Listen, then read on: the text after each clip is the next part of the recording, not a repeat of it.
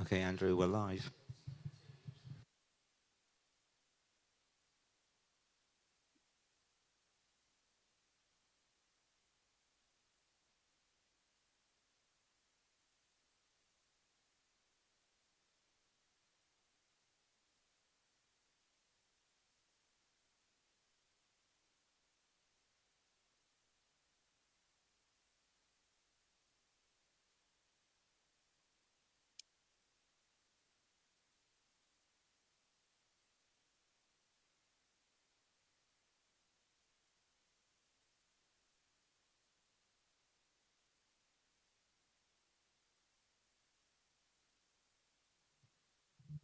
Wow. I can assume that this microphone is working, David. All fine. Well, good evening, everyone. It's absolutely lovely to see you all here tonight, especially for me, seeing as I haven't been here for something like 7 or 8 months. So it's lovely to see you, and especially with so many of you. So we'll begin with a few little mentions. The fire exits, please be aware of exactly where they are, because, you know, if something happens, we need you to get out of here as quickly as possible to an assembly point. The other major point is, can you please switch off your phones? Because there is, David, it's still £50, isn't it? It's still £50 for anyone whose phone rings. So make sure, in fact, I'll not embarrass myself. I'll make sure mine's off too. Hey, there you are, it isn't.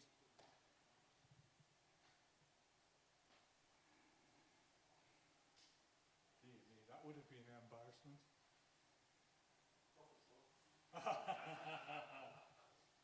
Well, it has happened to a president before and he never paid.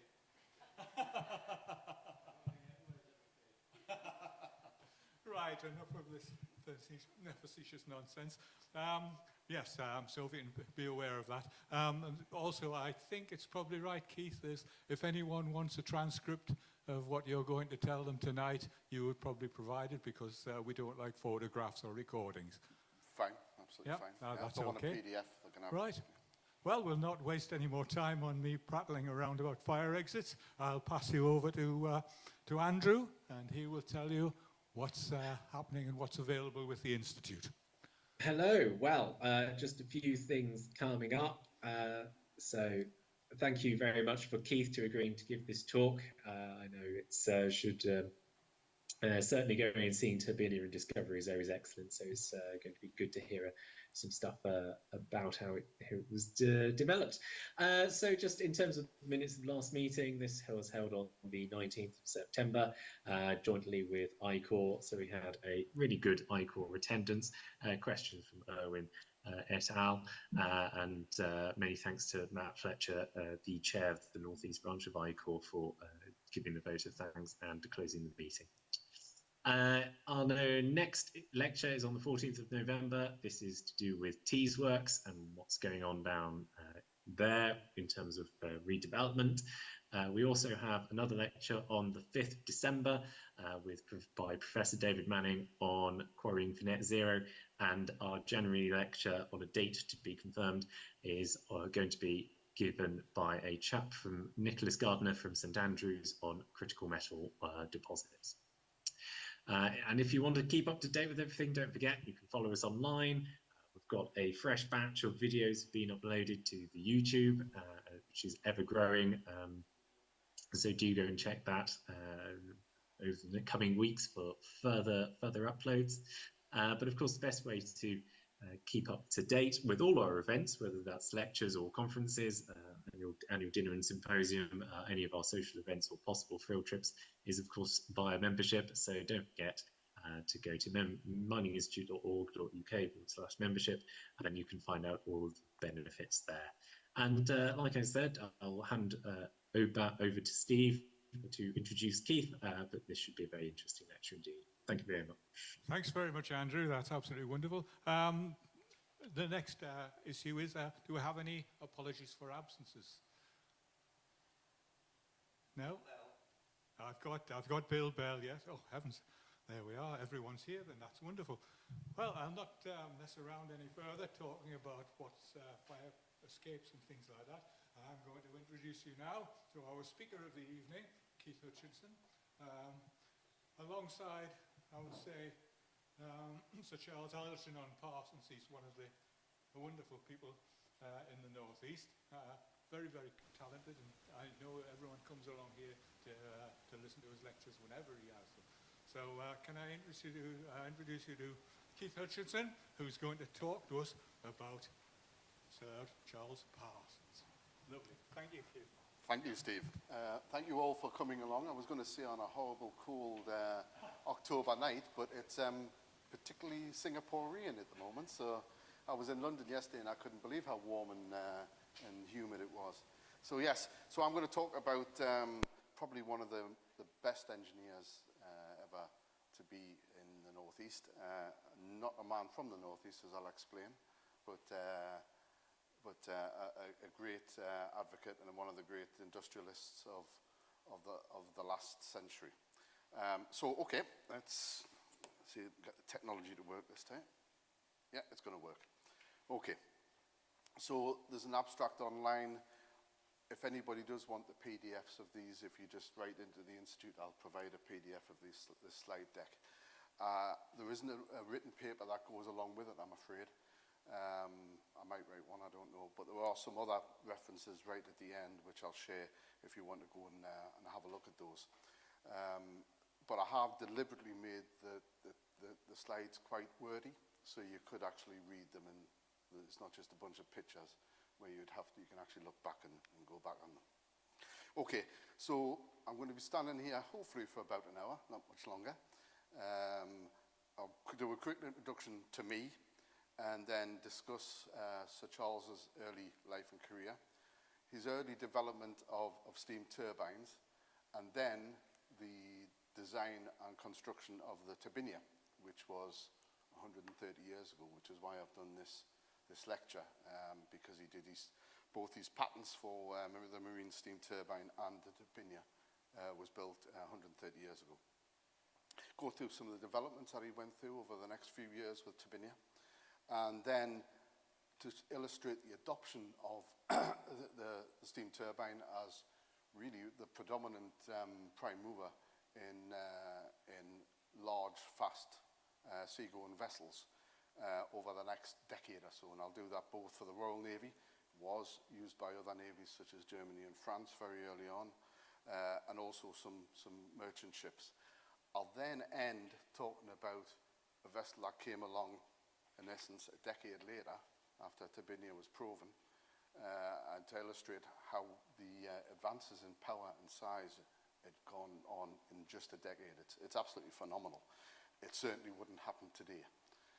So these men were true geniuses, and really, obviously, their convictions were total.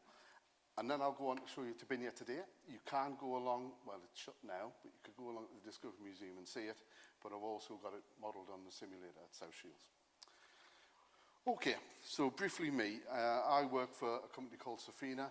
I'm a naval architect by education, a ship designer by trade. I work and I run the professional technical engineering services section of Safinah. Safinah is predominantly a consultancy to do with coatings. I run the sort of ship design. We do all the ship design aspects all the way through to actually modification of shipyards. One of my colleagues is a shipyards planner. So you can see some vessels I've been involved with designing. I've had a very interesting career. I've been very lucky in the people that imparted so much knowledge onto me, and also the projects I've been honoured to be involved with. Out of this, because I'm sad, is where the Turbinia comes. It's a fantastic ship. I love resistance and propulsion. The ship was designed for one purpose, which I'll go into, and it's great. So that's why. So that's basically me. But I'm not here to talk about me. I'm here to talk about this gentleman, Sir Charles. So it's actually amazing if you actually look at what he achieved. Over 300 patents. I have 2. They're the most painful things in the world to write these days. But he did over 300 in his lifetime, and I'll show you how early he started doing this. And just to show the fact that, of his what he gave to the world, really. He was the first engineer ever to be admitted to the Order of Merit. So he was the first engineer ever. So he's known for working on Tyneside, and he did, but he wasn't born on Tyneside. He was actually born in London, and his father was William Parsons, the third Earl of Ross, a very famous astronomer. And he had his seat in Ireland, a place called Parsons Town. It's not called Parsons Town now. It's called Burr, and it's in the middle of the country. And it still had, up until over 70 years, the largest telescope in the world. And if you go to see it, it's absolutely amazing. I'm going to photographs of it here. And it took 4 years to build. And as I say, it was the largest in the world for 70 years. Along with that, his father obviously was a very influential scientist, and he had a lot of workshops, engineering, chemical, that sort of thing. And Charles had the fortune of working with some of his assistants, some of whom became very eminent scientists in their own right. So he had a great start in life. He was home tutored until he was home tutored until he was 17. So he then went to study at Trinity College in Dublin, and then went across to its sister college in England, St. John's at Cambridge, to study applied mechanics and mathematics, and he got a first in mathematics in 1877. It's interesting to note that back then you couldn't do engineering at Oxbridge. So, I think it's also worth saying that his daughter became one of the first female naval architects to be admitted to the Institute, or the then Institute of Naval Architect in 1919. So the family itself moved forward. His daughter was one of those trailblazers as he was. So upon his graduation, he went to do an apprenticeship. Not a normal apprenticeship as you or I may have done back in the day, but a premium apprenticeship. And he did that at Armstrong's, which is Elsick, a couple of miles up the river there. I think it's now British Airways booking site or something. It's all gone, I think, now. But they used to have the tanks were still built there. And this premium apprenticeship actually cost £600 a year. So you paid to have that. Now, this is a premium apprenticeship. You're not going down and getting the tea for people like that. You're seeing the whole of the thing, all the way from construction up to design and also the management of the company. So absolutely superb building on his formative years in Ireland with his father's assistance, then his education, of course, which was second to none, and now this apprenticeship. So you can see he's actually gaining a tremendous amount of knowledge, both practical as well as scientific and mathematical. So and you can notice there, after just 1 year, he took out his first patent. So that's not bad at 24 to take out your first patent for a four-cylinder rotary engine, what called a Wankel engine these days, which was actually constructed at the Elsick Works. And then over the next 2 years, he took out another 2 patents. So by the time he'd finished his apprenticeship, it's not this normal apprenticeship, he'd actually had 3 patents to his name. Of course, he had a long way to go because he then did over another 297 patents. So he had to start somewhere. So when he then came out of his apprenticeship and went down to Leeds to Kitson & Co., he took out a cost-sharing partnership. Obviously, this is bankrolled by, obviously, his father. And he spent over 2 years doing systematic experiments into impulse gas turbines. And these were for the new weapon of the time, which was torpedoes. And they were very successful, and they were used, and I think over 200 of these were produced. His rotary engine took that along with him. Over 40 of those were built. He knew he was on a road somewhere. He wasn't going there, so he's taking steps, and he knew that wasn't exact way, but he had to work his way to get to where he would end up in a few years' time. He saw the advantage of this type of power plant, prime mover, for electricity generation. So he looked into dynamo design, and then started looking into turbines, as we'd know, using cotton reels and cardboard blades. So he can actually sit down and do this all himself. I don't know when he ever slept, but never mind. And this was the start of his journey into the steam turbine. And what he was after was something, to get more energy density within the machine, apart from what was your standard steam recip engines at that sort of time. Also, if you've ever been in a turbine hall, it's quite a quiet place. Turbines are very quiet compared to reciprocating engines, which I know we don't do this now, but the first power station in the UK was in Holborn, right in the city of London. We don't build them in the cities anymore. They've all turned into art galleries and that sort of thing. But we did until, about the war. So, having these large machines creating lots of noise obviously isn't very good in the city of London. So that's another advantage that he saw in possible turbine technology. So his early development of the steam turbine. So this is an initial prototype axial flow steam turbine, which is down in the Science Museum in London. Now, in 1884, he left Hutchinson's in Leeds and went to join Clark Chapman, which I'm sure most of us here would have heard of. It became part of NEI. It's not there anymore, unfortunately. And he invested £20,000, and that's in 1884. So that's an awful lot of money to become a junior partner. And the reason he was taken on was because of electricity and electric lighting. So you've got a man who's now, he's gone through his life, and he's now at the cutting edge, not what we think about him for, it's electrical engineering. He's now into that world, but he's going to go out of it. But he actually set up the electrical department in Clark Chapman. And within another 4 months, he'd patented two further patents to do with steam turbines to drive turbo alternators for power generation.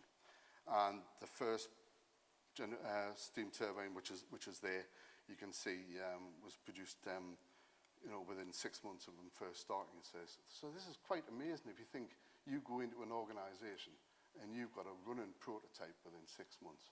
That's pretty good. We'd still be sitting down doing FE analysis on different things now. And over the next 5 years, there was nearly 300 of these sets built. So there were, great business for Clark Chapman. And the first one, which actually went to sea, was in 1885, and as it says in the Earl Percy, it's only 2 kilowatts. It's not a big set. But the amazing thing is what it's running at, 10,000 revs. 10,000 revs. Compared to an old recip engine, this is another thing. So hold that in your mind, because the turbines, obviously, to spin at good efficiency, really want to spin fast. So just hold that. So that's actually, you can see that now in Sheffield. It's still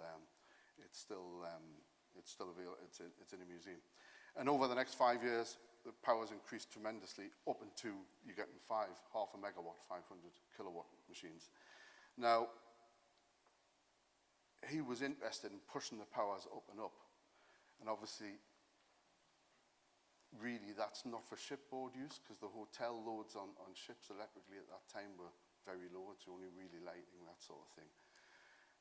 And it's really for power generation in towns, urban power generation. Clark Chapman weren't interested in that at all.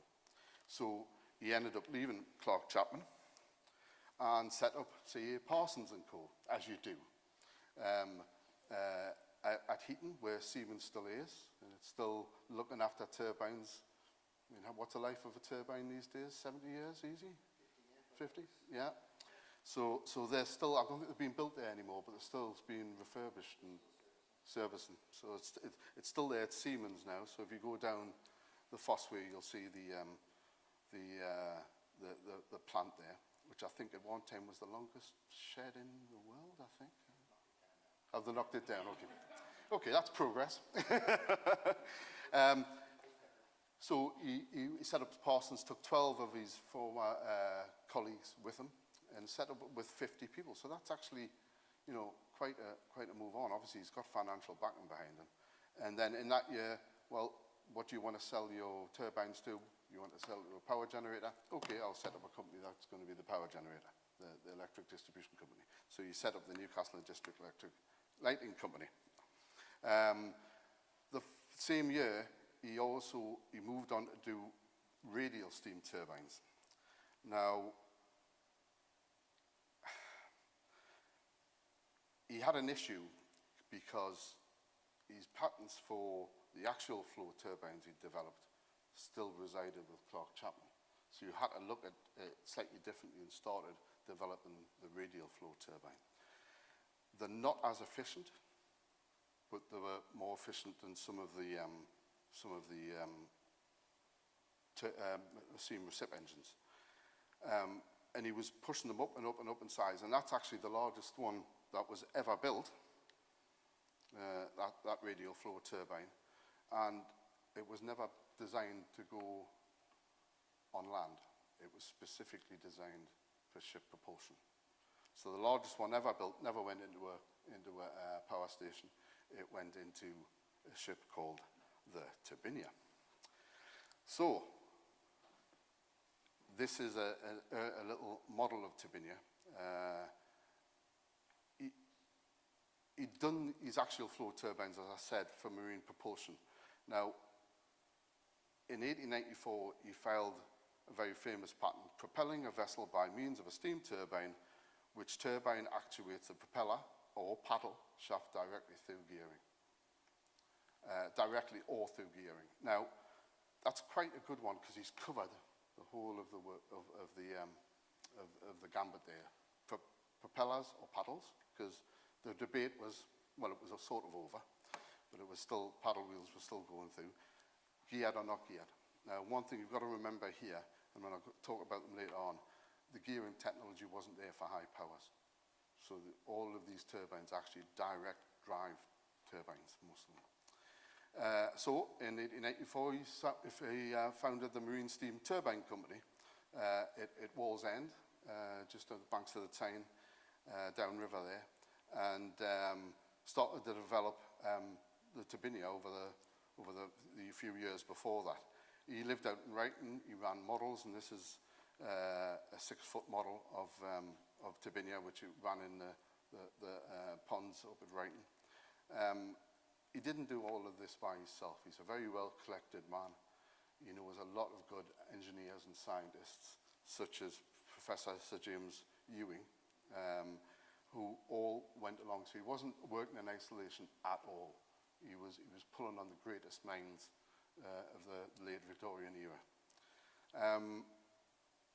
But in just 5 years from Turbinia being constructed or designed, it was out there actually doing what it was supposed to do, which is purely to demonstrate the turbine. As a ship, it doesn't have a purpose. I hate to say this.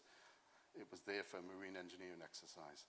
So I don't like to say that. It was just to prove the turbine. And from his initial work in 1892, 1893, when we go on to 1897, when he proves it, as I'll show you later on, he absolutely changed the face of large, fast ship propulsion. Okay, so let's talk about the Turbinia. So she was built in 1894. As I've said, she's purely a vessel to demonstrate the turbine. Even for her time, she's extreme. She has an L/B ratio, you know, way more than anything else. Actually, once she gets up to speed, full speed, she actually becomes unstable because she's losing so much of her water plane. She actually starts to lose GM, which is a measure of stability, an initial upright stability. But if you look closely at the at the design ratios, okay, he's lifting a lot from Victorian design, but he understands the physics that it's sitting behind there with resistance. So he knows he needs a very narrow hull form with a speed-length ratio. I haven't put too much mathematics, I'll put a little bit in case there's any naval architects or whatever in the room. So, you know, he's trying to get up to a VOR root L of about 3, so he needs something really quite narrow to get that. Because of the wave-making resistance, he knows his speed-length ratio above that he understands the wave-making resistance. Obviously, if we were designing this now, we'd do something slightly differently. He obviously had an issue with where he would put the centre of buoyancy of the ship longitudinally, because he's obviously got big stoke holds and boilers to do. The turbines themselves are actually quite light, but what feeds them is actually quite heavy. So he's sort of stuck in what he's done. He also didn't build it at a shipyard. It was built by Brown and Hood, which weren't a shipbuilder, they were metal workers. So he built it very secretly, and it was only ever called experimental launch until it was actually demonstrated to the public. And initially, just to go back there, it was fitted with a single radial flow turbine. That one, oops, that one. And he expected to get something about 30 knots out of it. We'll go back, and he didn't. Okay, he started doing trials in November, so she was built in the end of, sort of August, she was launched. No publicity, and started running trials in 1894. He tried different propellers, numbers of propellers, but couldn't get anywhere close to what he knew the turbine was capable of producing. So this just gives an illustration, oops, of our principal dimensions. She's about 100 foot long, 30 meters, but she's only, you know, 9 meters wide. Sorry, 9 foot wide. You know, L over B ratio of 11, which is absolutely extreme. A big oil tanker's probably about 5.5. Frigate's about 6.5 to 7. So this thing is, you know, it's a racing snake. It is a greyhound. And also, we wouldn't have the LCB where it is, that longitudinal centre of buoyancy. We wouldn't have it there, but he was driven by the coal that he had to carry. And the block coefficient is actually very, very fine. So you can see the block coefficient is how full it was if it was in a 3-dimensional box. So how much of the displacement of the length, breadth, and draft that actually displaces water. That's actually very low. So he understood exactly what he was doing, but he was hampered by certain things. So this is just to illustrate, and I haven't put the legend on, I'm sorry, I noticed this afternoon. All these lines here are trend lines for fast naval vessels up to about 70 tons, all the way from 1905 up to 1982, just to show where she is. And this is just L over B. Well, actually, it's up to about 200 tons, sorry. And this is L over B. So you can see the L over B ratios, you know, it's quite extreme. These are Victorian, sort of Edwardian ships. But you see Turbinia's weight, she's an outlier. So this, she's optimized for one job, and as I say, that's minimum resistance, so you can prove his turbine. So it's, you know, you wouldn't use it to go on holiday in, for argument's sake. And that's a hull form, so you can see it is very slender. You've got this lovely, I mean, it's beautiful back, aft end. You've got this lovely, you know, counter here at the aft end. So these are sections through the ship. This is the aft sections. This is the forward sections. And you see very fine entry lines, that sort of thing, to try to stop slamming, because he knew when she would go and she needs to cut through the water. So it's a very good hull form. I think, you know, here is just a bit of artistic license. That's what ships look like at that time, and made them look very nice. And what these are just some resistance curves. I haven't put too much in. So we've got speed along the bottom here, and power, naked power, effective power. And these are some analysis that I did a number of years ago now. and trying to get it back to what's called an ITTC 1990 line. So that's using the friction line from the new International Towing Tank Conference. So that shows the sort of resistance curve she's got. He's starting to go slightly asymptotic. As you can see, he's starting to increase, but he hasn't really hit the humps. And this is what I have to, obviously that's a naked hull form. You've got to append it for all the appendages that are on there that give more drag. So here I've now got a appended resistance line using current sort of contemporary scaling from model tests. Because these are from model tests that were actually undertaken at the Navy's tank about the late 1897, 98. But I've corrected them back, and I've tried to put on, so there's the smooth line, these are the appended lines. And I've got two other ones on there. This is a Nordstrom series, which is a small, fast series from the late 40s, 50s. And this is series 64, which is a displacement series from the United States in the 1950s, 60s. So you can actually see he's as good as they were 60, 70, 80 years later. So and bear in mind, he's got no computation. He's got, he's really at the cutting edge trying to do what he's doing. So he's actually got a really good basis. And this just shows Turbinia there again, and I've just plotted this against semi-displacement series from the National Physical Laboratory in the 1980s with different L/B ratios. And he's still there or thereabouts for that time in the development of hull forms. Also, the new ships don't have the issues with weight of coal, because you're burning, in essence, either diesel or maybe petrol engines in high-speed marine motor torpedo boats. And there you can see there's a utility boat there, which is way, way worse. More power for less speed. So you can see, therefore, he's got a good hull form. That's all I want to try to show with that. And this then shows against some planing boats. And he's better than the planing series. So he's really got a good basis of a hull form. So this is his original propulsion package. So this is this radial flow turbine I said. So you first fitted one propeller onto it, a 2-foot propeller, and he got less than 15 knots. Bear in mind, he's looking at he thinks he should get about 30 knots. He then started to put more propellers on. So he ended up with 3 propellers. This is the final one, 0.5 meter propellers. And he was still only getting up to just shy of 20 knots. He went away and he'd actually developed his own torque meter. So he'd put the torque meter on the shaft, so he knew the power that was coming out. You've seen the resistance curves. Something's happening in between, and it's the propellers. So his propellers are massively overloaded. So this is again, I'm not trying to be too complex. So what this is efficiency. That's ideal efficiency. That's 1. You can't get there. That's impossible. This is obviously down to 0. And then this is just a thrust loading on the propeller disc itself. So how heavily loaded the propeller itself is. So this is ideal efficiency, which you can't get.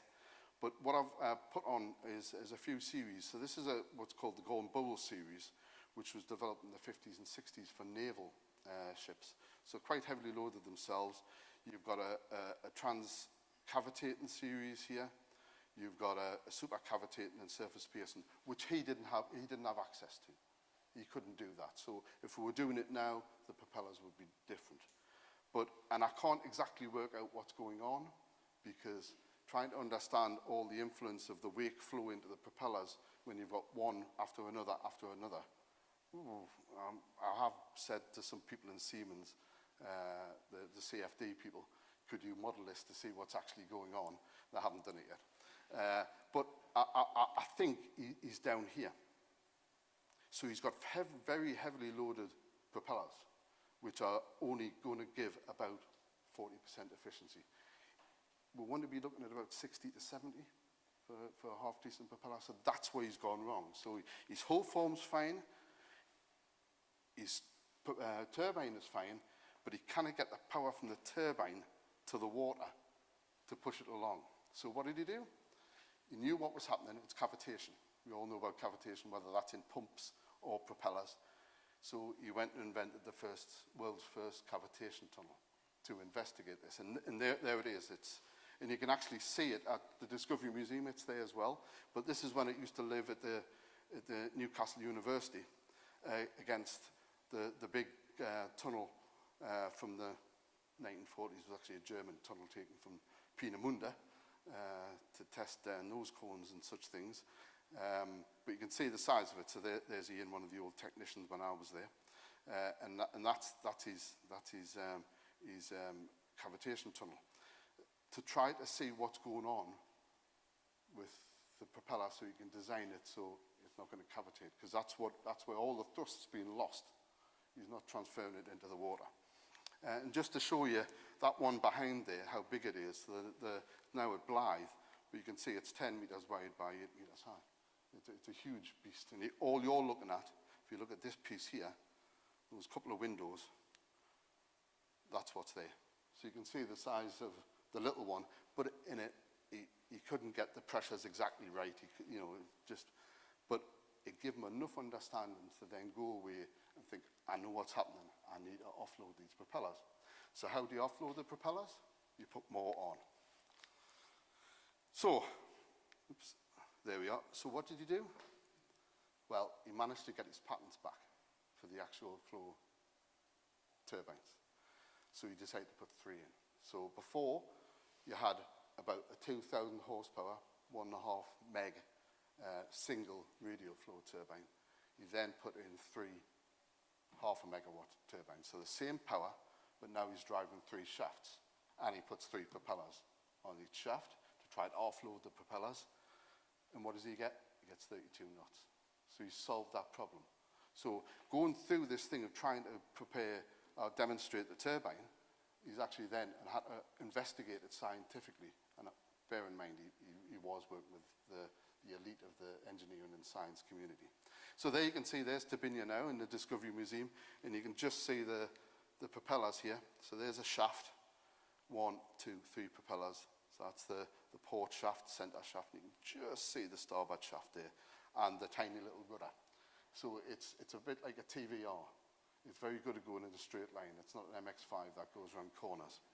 So, and that's what it's designed for. So the bigger your rudder, the more drag you get off the rudder. And that's what he's trying to do. So it's a very elegant design. You can see there, and you can see the tiny little rudder. And if we actually, when it's on the simulator, it doesn't turn very quickly at all. it's actually kind of nice, but you can see that. So please go along to see. But what had he done? Well, he'd actually moved his point from here by offloading. Remember, this is the thrust loading, and this is logarithmic. So he's took it down, the thrust loading, from about 1 to about 0.4. And what's that allowed him to do? He's then crawled up the efficiency curves. I can't tell exactly what efficiencies the propellers are because the wake flow into them is so disturbed. I can't even try to estimate what's going on. But he's somewhere in that sort of range. So 3 shafts, 9 propellers.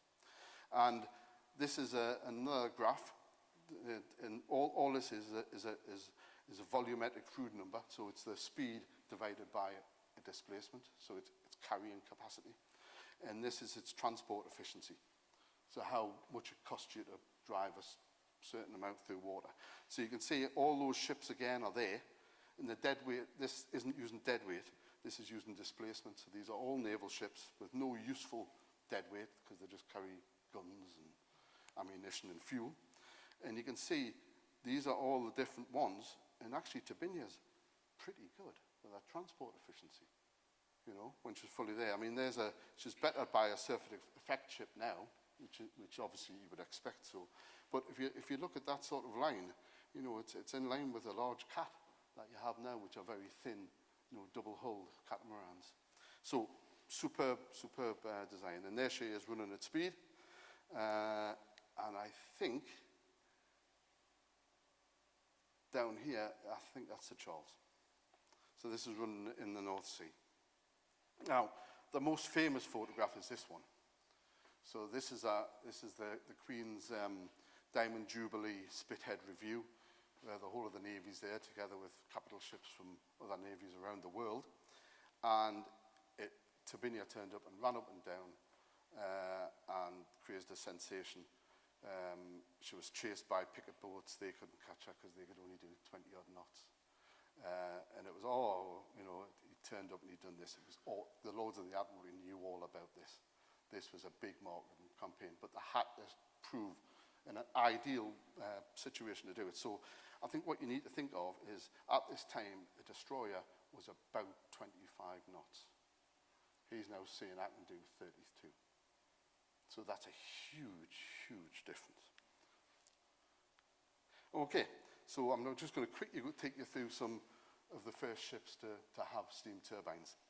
I'm going to be a little bit indulgent. So this is the first one, HMS Viper. So it was ordered, amazingly enough, from the Parsons Marine Steam Turbine Company in 1898. However, Parsons didn't have a shipyard. He could build the turbines, but he couldn't build the ships. Therefore, he went to what I consider the best shipyard on the river. Dennis might disagree. But I come from Heaven. Most of my family worked in Hawthorne Leslie's. So it was built at the Hawthorne Leslie's shipyard in Heaven, and was commissioned in the turn of the century, 1900. And she had what was going to be a pretty standard arrangement moving forward, as you'll see in the next few slides. So she's got 4 shafts and 4 turbines, 2 high pressure, and then the high pressure ones, the exhaust from that feeding into the low pressure turbines, and also stern turbines, because you can't just turn a turbine round, it only spins in one direction. So the LP turbines were on the inner shafts, the HP on the outer shafts, and that's exactly the configuration that was used for Mauretania 10 years later. So but now you've got, bear in mind that the speed of a destroyer is about 25 knots. So this vessel, admittedly nearly 12 and a half shaft horsepower, is making 33 and a half knots. So absolutely, blows everything out of the water. Literally, that's what warships are supposed to do anyway, but never mind. Nothing can catch it. Then, at the same time, the way he served his time, Armstrong's at Elsick, on spec, built a torpedo boat destroyer, which became HMS Cobra. And she was launched a little bit later, about a year later, with a little less power, but actually achieved 34.6 knots. So, this is starting to make a big difference. Moving on to the Velux. I must say that both of these ships unfortunately met with unfortunate ends, but it was nothing to do with the machinery. They were both lost at sea very soon after completion. Snapped in half, actually. Again, so Parsons then got a repeat order. So we're now talking about a ship that's about 65 metres long, displacing 400-500 tons, that sort of size, about the size of a torpedo boat destroyer of that era, because there weren't big, heavy ships. They were quite small and light. Again, built in Heaven, and this time she achieved 34 and a half knots on trials. So this is, it's starting to really set a standard now. HMS Eden, part of an E-class, or the river class. The rest of the ships were steam reciprocating engines. So this is the first, so it was an intercept into that class. So they built Eden as an exception with a different set of machinery to be able to do a side-by-side comparison, which is a great way to try to do things like that. And she was commissioned in 1904. You can see there a lot less power because she's a slightly smaller ship for different things, and making about 25 knots. That's because these are more economical type ships to try to do it. But the power and the fuel consumption is a lot less than a steam recip engine. Then we'll go on to the Cricket class. That's another one's a bit smaller. These are more like coastal torpedo boats, but still now you're getting up to 26 knots. And then we're starting to get into what it looks more like a World War I type destroyer on now. We're up to 80 metres, and these are proper fleet destroyers that would go along and getting, on 12,500 shaft horsepower, you're now getting 33 knots on a ship much bigger than the Viper beforehand. And then obviously trying to increase the size. So there was a class of 4, I think third class cruisers were being built, the Topaz class. And one of them, Amethyst, was like the Eden, intercepted, and they put turbines in it. These turbines were 10% more efficient, which is important for a ship because you're carrying all that fuel on your back, as it were, but were actually nearly 1.5 knots faster for the same power, but less efficiency. So after this point, all major warships in the Royal Navy became steam turbines. That was it. It just happened. Okay, and really, I stopped at this point because everybody would have heard of this ship, the Dreadnought. And it changed naval construction totally, made everything else absolutely obsolete. Everybody thinks it's all because of the guns. Yes, it is, because you went away from a pre-Dreadnought, which typically had 2 turrets of 12-inch guns, so you had 2 guns forward, 2 guns aft. You then had 9.2-inch intermediate guns, then you had 4-inch smaller guns against torpedo boats. The 9.2-inch were for against cruisers, and 12-inch were against battleships. All of a sudden, you've got lots of different things. This just went all big gun. So this had 5 double turrets. So you'd gone from 4 12-inch guns on a pre-Dreadnought to 10 12-inch guns. Overnight made everything else absolutely obsolete.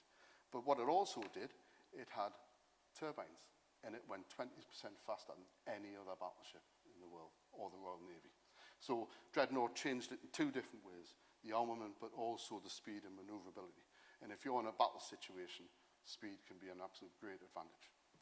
And so now we're going up, and if you remember what was on the original ships, we're talking about sort of 10, 12,000 horsepower. We're now up to 27,000 horsepower in 7 years, which is absolutely tremendous. Okay, so I'll now talk about some steam turbine merchant ships. I'm not going to spend too long on these.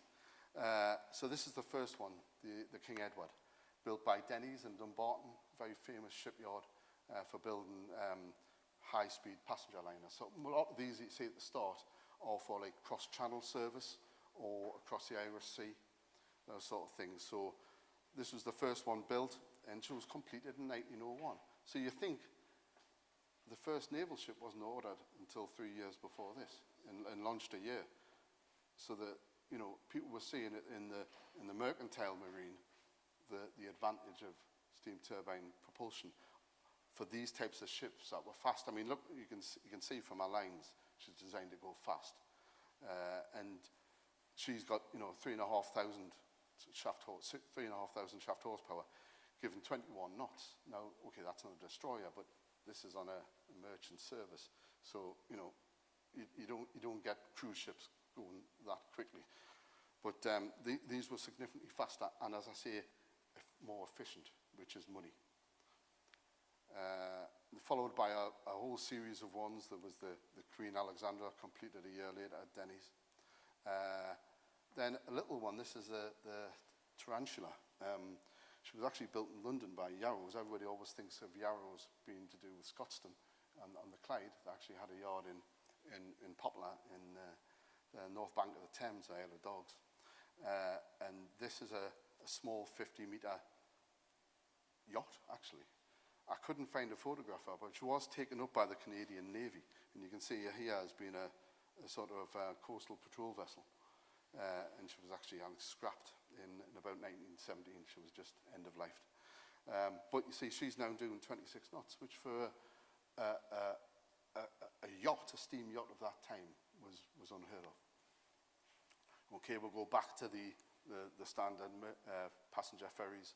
So you're getting slightly larger now with the Queen, completed in 1903, 21 knots. The Brighton, we're getting up to 21 knots. Obviously, that's for cross-channel. And then this beautiful, I think this is a gorgeous shot, the Emerald. Absolutely beautiful. Single funnel, everything else, absolutely gorgeous. She was actually the first turbine-powered ship to sail across the Atlantic. So, I mean, she's only doing 13 knots. But, you know, it's this is a gin palace. You know, it's absolutely of its day. And just look at the lines; she's absolutely beautiful. Anyway, that's me. I don't get out very often. Back to the passenger ships, the ferries. So we're now, there's a slightly larger one again. You can see the speed, the size is slightly creeping up, and now we're up to 90 meters, up to 100 meters with a Manxman, obviously giving away its run on the Irish Sea Service. That's not the Manxman. Oops, forgot to change the name. We'll leave that one. And these are the first true transatlantic liners built. These are the Victorian and the Virginian that were built in Belfast. And you can see now up to 150, 160 meters. And we've still got only 12,000 shaft horsepower though installed. Still, again, 3 shafts, but she was getting 9.5 knots. Now, that's getting up towards, it didn't get the blue ribbon, but they weren't far away. But you can see the increase in size is absolutely phenomenal in the time, and what the installed power. Now, you'll see later on when I come onto it how they've gone up. The Dieppe, again, just creeping up that sort of size, 22 knots. The Carmania, which these 2 ships, and the Caronia were the first Cunardas that were steam turbine powered. And they were the ones that were built before the Lusitania and the Mauretania, which I'm going to describe in a bit more detail. So that's 1905. So you've got these ships that are 200 meters long, only 8 years after it had been demonstrated at Spithead. Absolutely amazing. And they're getting, well, it's 18 knots, but that's a pretty standard sort of liner speed. Okay, Duchess of Argyll, I think that's a beautiful ship, actually. I think she's got gorgeous lines. But we're now getting, it's all standard. We're getting to the 1 high pressure, 2 low pressure turbines on twin screws. It's all coming through. So these are starting to become very thick and fast and becoming absolutely established. And I'll just end with these 2 for the moment, which are 2 liners which were for the Egyptian service. And now you can see the powers are getting up to 18,000 tons, 18,000 shaft horsepower. So we're starting to creep up in power until we get to this lady and her sister, the Lusitania. So this is the Mauretania. So she was also built at Wallsend on the Tyne. And she was built 10 years, roughly round figures, after Turbinia. So Turbinia is 30 meters long. This one's 240 meters long.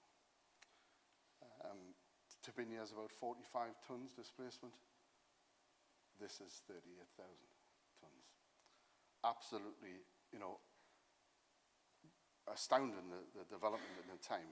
Now, I just want to bring up, I'm going to talk a little bit about the length to breadth ratio. You see, it's still long and thin, which is actually, you're now into standards that you would have for a transatlantic liner. It's got to be good, it's got to be fast, but it's got to be stable and a good seaboard. And these dimensions are actually pretty spot on for what it's trying to do.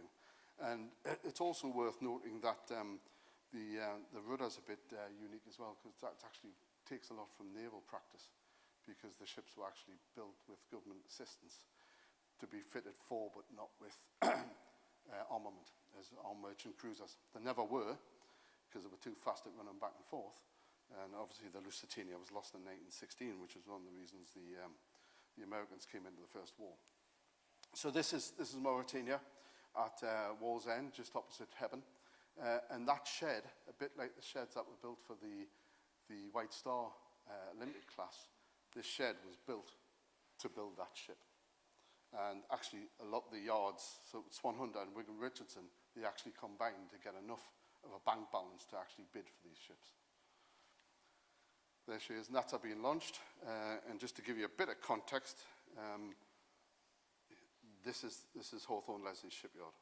And that spire is the spire of St Andrews, where I was baptised. So I can say this is my lecture, I'll say that. But you can see her being launched there.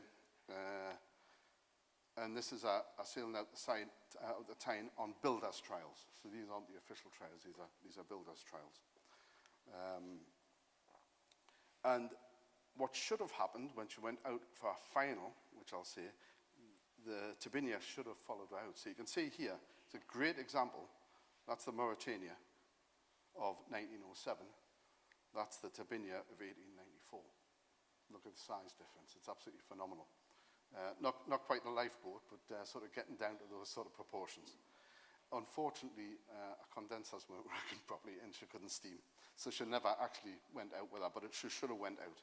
And this gives you an idea of the size of the turbines. So if you can see here, there's a chap. So you can see the size of those turbines. Now, bear in mind what had been built before and the increase in size and power in such a small space of time, and you haven't got a lot computational way to do this. You've got to do it by good experience, good feeling, good science, and engineering. And just to bear in mind, Turbinia was 1.5 megawatts, about 2,000 horsepower, 76,000 horsepower.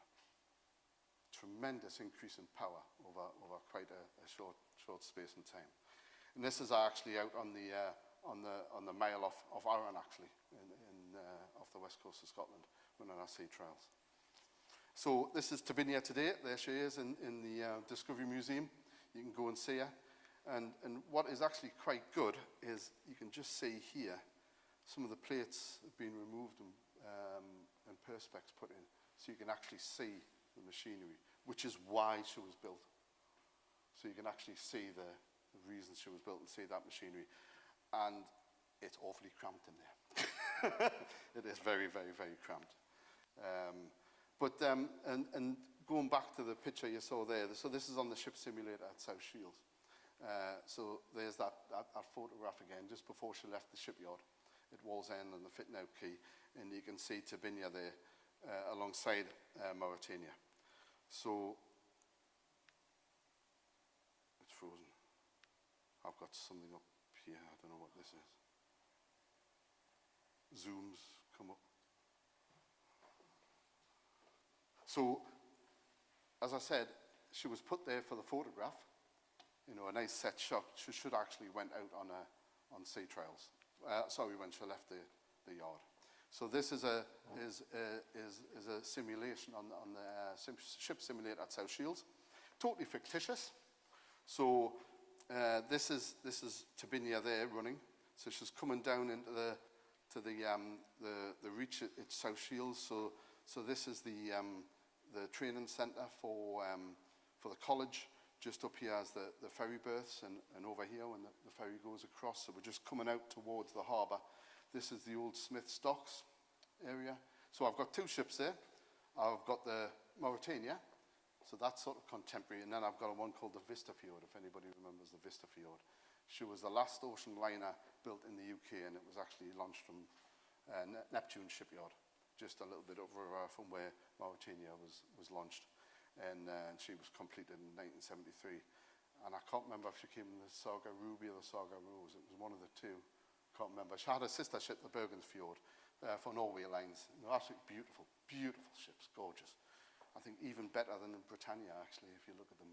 Absolutely gorgeous lines on them. Beautiful parabolic camber. So there's Turbinia now. It's interesting to watch. I know she's a bit small because she is. But if you just watch how she's over, so she's doing there about 25 knots, but you can see how she's hardly got any stability. She's leaning right over because she's nearly lost all her stability. And then what should have happened, if the system's going to work,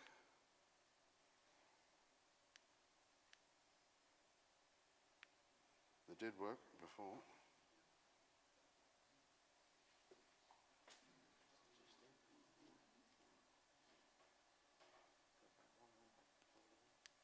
Sorry about this. I've lost it totally now. Third time I've given a lecture here, and it's never went to plan. We'll cut this bit out. Tell you what, stop it. I'll see if I can stop the. Can you escape it? It's locked. Don't save. Just don't save. And then open it up again. Sorry about this. So she should have went out with her. So that was, if it doesn't show, it's supposed to be the, so it's, keep going. That one. And start it again. If you just do that one there. Right, there we are, we'll go on, there we are.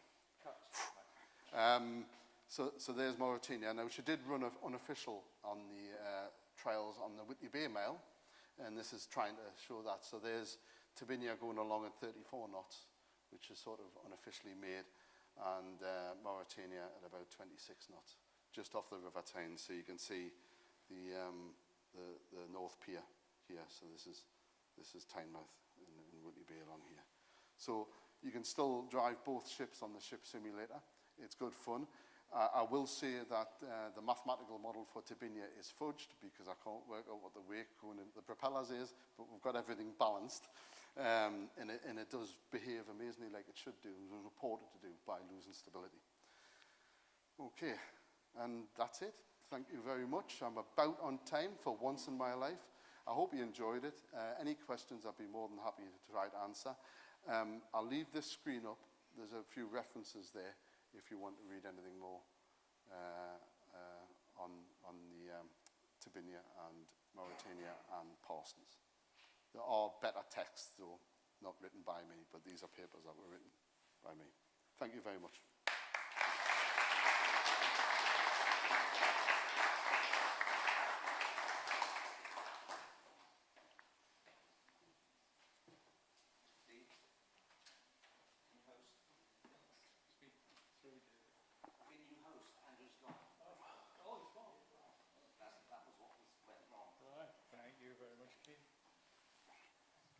Right, here we are. Questions first. Okay, Owen. Owen Johnson from Navy. What happened to Turbinia after she came out of the water, so to speak? Okay. I can remember seeing that forward cabin in the old Science Museum. Yes. So what happened, I think in 1907, she was lying alongside at Wall's End, and we'll come back to Hawthorne Leslie's, maybe not one of its best days. She was lying alongside on the North Bank. There was a launch, and I forget the name of the ship now. The Crosby was being launched, and somebody got the launching calculations wrong, the drag chains or whatever. I do understand there was blue clay there, which made the friction coefficients different. It was one of the downriver berths, and she got T-boned. So I haven't got the photograph. I should have done this. I got asked this when I've given this before. Some beautiful photographs of her bent, literally like that. She was then repaired and put back together, but never sailed again. But she was repaired. In the mid-20s, she was cut in half.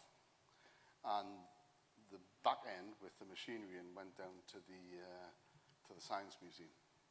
And the fore end lay on, I think it was it Wall's End Slipway? I think it was a slipway. It was kept there. Well, where the fore end. Well, I know a ex-colleague of mine, when he was serving his time in the slipway, the two ends were sitting at the end of a shed in the slipway, but that was in the 60s. So anyway, it came up so that it was cut in half, and the front bit, beautiful bow and everything nobody's interested in because we're interested quite rightly in the turbines. It then came back in the early 60s, sat in a shed at the slipway, and then was finally reunited, I think, in the mid-60s when it went to the exhibition park. So there was the Turbinia Gallery at Exhibition Park, where she lived. Certainly when I was a little boy, I went to visit her there.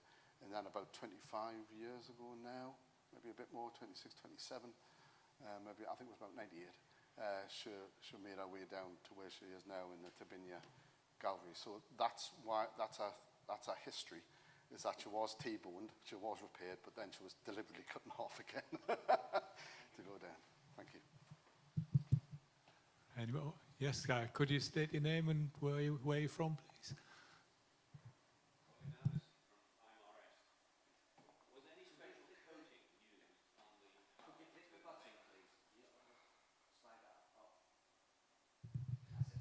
Was any special coating used on the bottom to make it go quicker?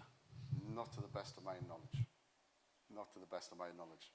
But I imagine it just used standard coatings of the day. I'm not a chemist. I don't know how advanced coatings were at that time. I don't know, when was IP set up? 1905, so it was before then. So I guess coating technology was certainly in its infancy, and I guess it wasn't that advanced. And I assume that, well, she would have been kept clean. You know that. They would have made sure she wasn't fouled. But I don't think any special coatings were used. Not to the best of my knowledge, anyway. And certainly isn't now, because it looks like Dulux Weather Shield to me. But, Another question?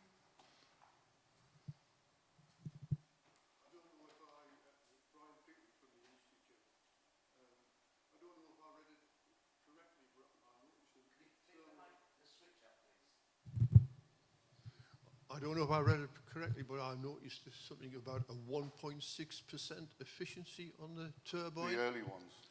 The early ones were very, very inefficient. So how does that compare with modern turbines, Keith? Steam turbines now, if you're on a combined cycle, and you recover some of the steam, you're about 45. So one hell of a leap, Sorry? yeah. One big leap, yeah. Sorry? 60 with combined cycle, without about 45.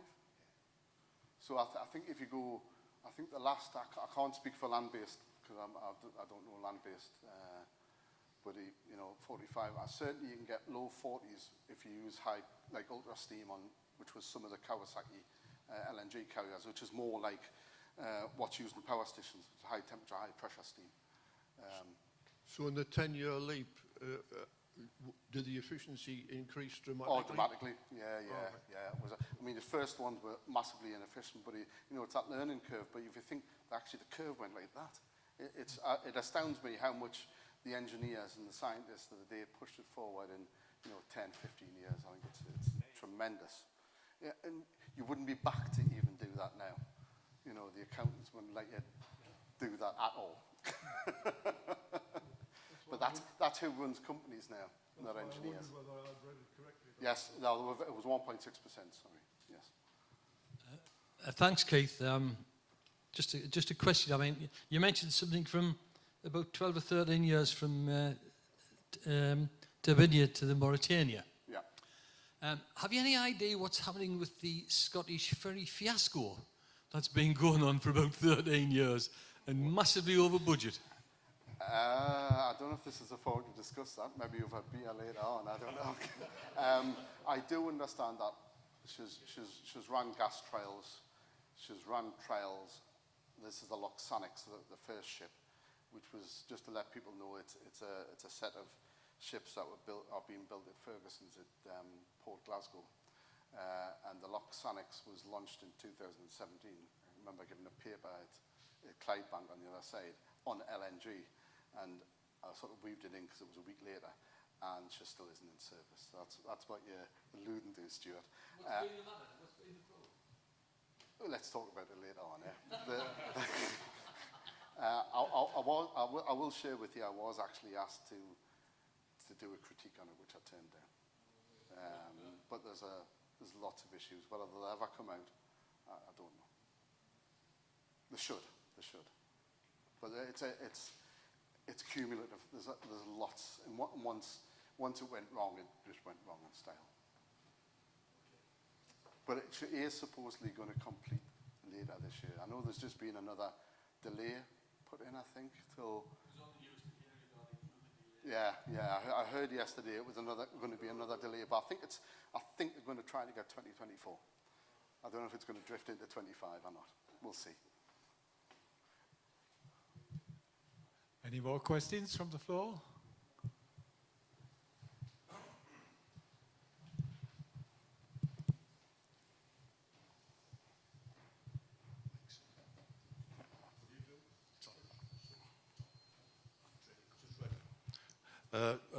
I'm a visitor, John Dobson. A good friend of mine who did a lot of work on Turbinia being built assured me that Brown and Hood worked for Parsons. and the firm didn't come into existence till after. There were sheet iron men. There were sheet iron men, They made tanks Yeah, yeah. and ventilators. Exactly. But the business didn't start till afterwards. Oh, did it not? No. Oh, I didn't know And that. so people say Brown and Hood built yeah. it. They only helped to build it. Right, okay. And as you're a fan of Hawthorne Leslie's, my friend served his time there, and he said that Hawthorne Leslie's actually made the frames for Turbinia Maybe. because it was out of the sheet iron men's range. They couldn't do it. I Yeah. don't doubt. Yeah, things and I were- also enjoyed what you've.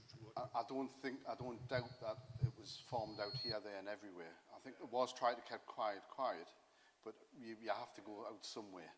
But I didn't realise Brown and Hood wasn't in existence then. Well, if you think about it, any advert for Brown and Hood, they never said they built Turbinia.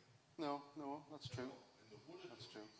because it's the point you're making. Yeah. It's so famous. Yeah, I think the thing to take away though is it wasn't built by an established shipbuilder. I think that's the key with it. So Parsons himself drove the whole of the design construction trials. So he was on board all the time. So he was hands-on trying to develop this, which you couldn't do that now. You just couldn't. Things are so complex now. I mean, they're complex, but the amount of effort and energy you must have put into it is absolutely, tremendous. I actually did. I've just thought I meant to put a couple of slides because I was in Westminster Abbey. It was about 2-3 weeks ago, and this window says Sir Charles Parsons. That was paid for by the IMRE, and I meant to put them in because there's not many engineers have got stained glass windows to them in Westminster Abbey, which is the abbey for the great and good, if you know what I mean. Poets' Corner and all that sort of thing. So that shows the standing and the mettle of the man. Do we have any more time? Yes, go ahead. Thanks, Paul.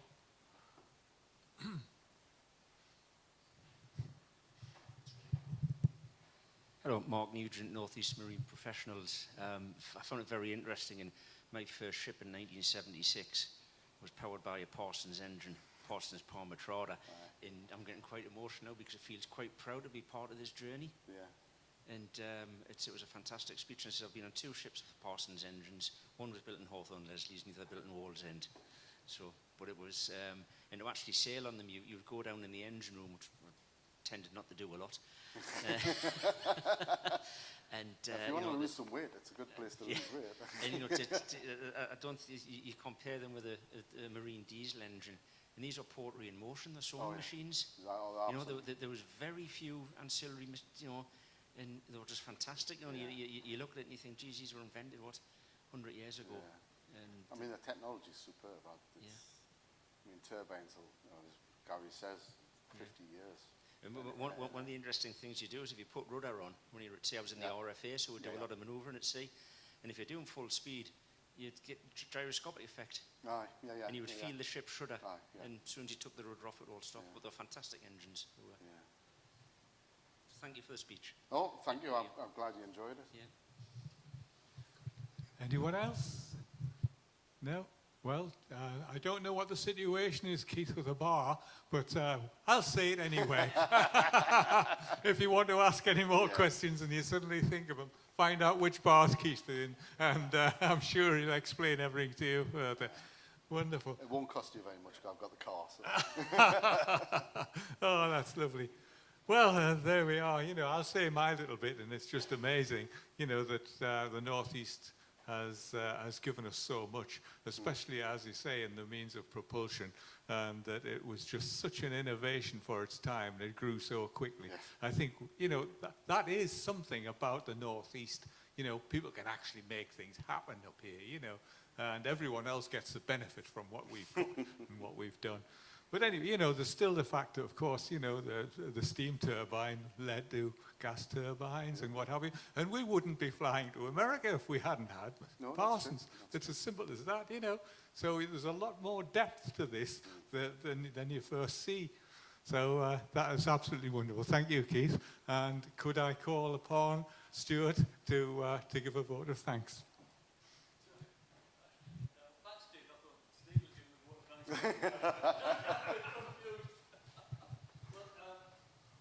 I'll use the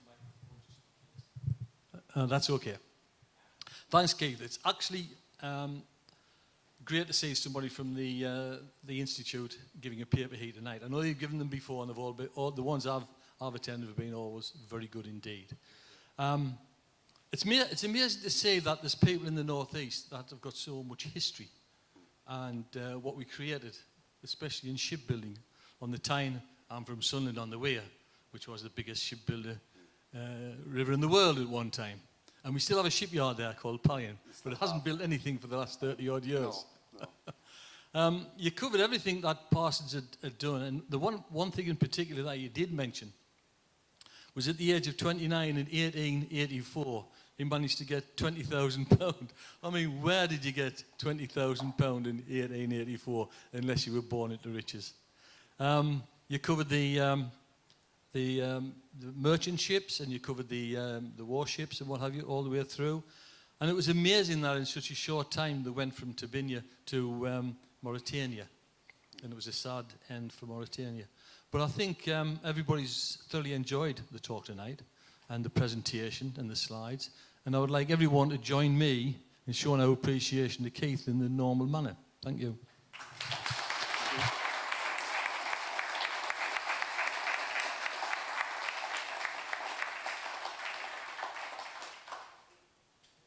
Well, ladies and gentlemen, that's the exciting part of the evening over, I'm afraid to say. There's just a few more things I would like to say, that certainly when it comes down to future lectures, in November on the 14th, we have Neil Young, TES Works, the largest UK free port, and on the 5th of December, which is probably going to be the annual general meeting as well, but we have Professor David Manning doing the vital role of quarrying in a net zero world.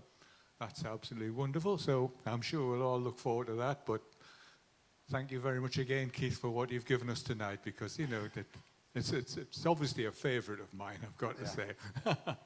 So that leaves us with very little to say, except can you please make sure that you have signed both the registers on the way in and on the way out, because it's very important to us. For various reasons, David. So thank you very, very much for coming here this evening, and I hope you have a safe journey home, and I hope I see you in November on the 14th, where we will have another fascinating lecture. So thank you very much for coming along.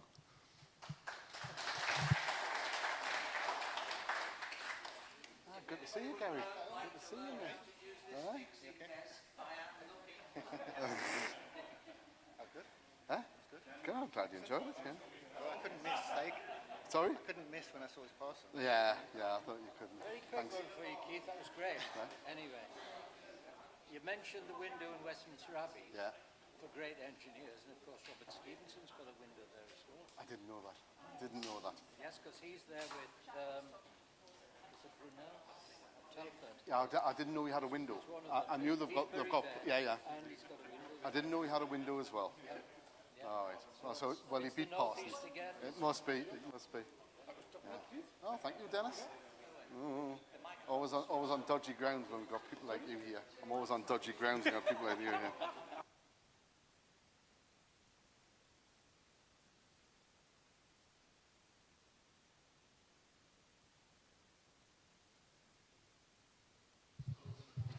Owen Thompson from Nemi. Can you tell me what happened about Turbinia when she actually came out of the water?